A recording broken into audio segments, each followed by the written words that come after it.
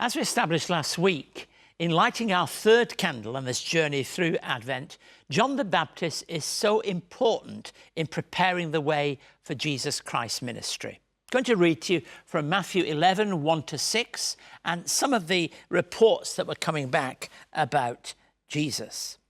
After Jesus had finished instructing the 12 disciples, he went on from there to teach and preach in the towns of Galilee.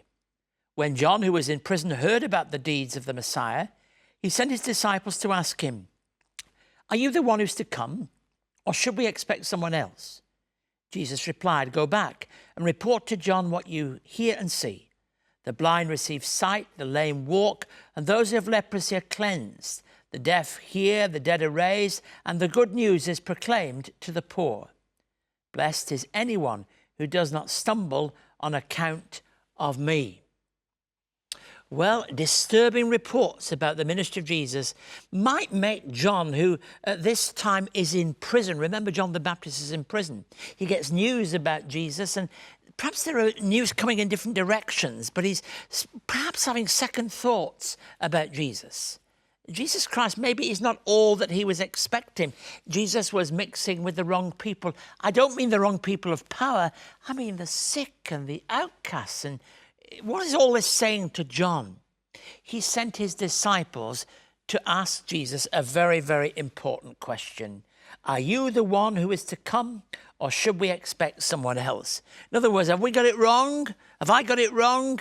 Are you really the Messiah?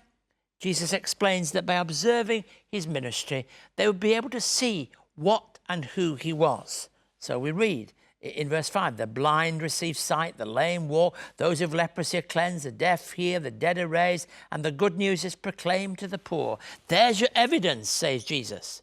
Now we read from verse 7. As John's disciples were leaving, Jesus began to speak to the crowd about John. What did you go out into the wilderness to see? A reed swayed by the wind? If not, what did you go out to see? A man dressed in fine clothes? No, those who wear fine clothes are in king's palaces. Then what did you go out to see? A prophet? Yes, I tell you, and more than a prophet. This is the one about whom it is written, I will send my messenger ahead of you, who will prepare your way before you. Jesus, in a way, is confirming John's role. He was more than a prophet. He distinguishes himself as the greatest of all, and yet there's something remarkable. It tells us in the verse that follows our reading, truly I tell you, even amongst those born of women, there has not risen one greater than John the Baptist. Yet whoever is least in the kingdom of heaven is greater than he. What an amazing verse.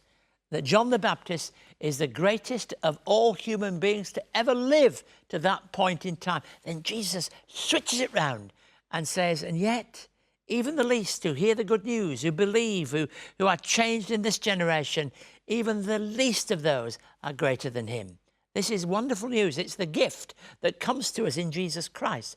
John the Baptist, an amazing character. We read about him in John's Gospel, the 3rd chapter, where it tells us that there's this sense in which we must know what it is to decrease and he must increase in our lives. That's exactly how John the Baptist saw it.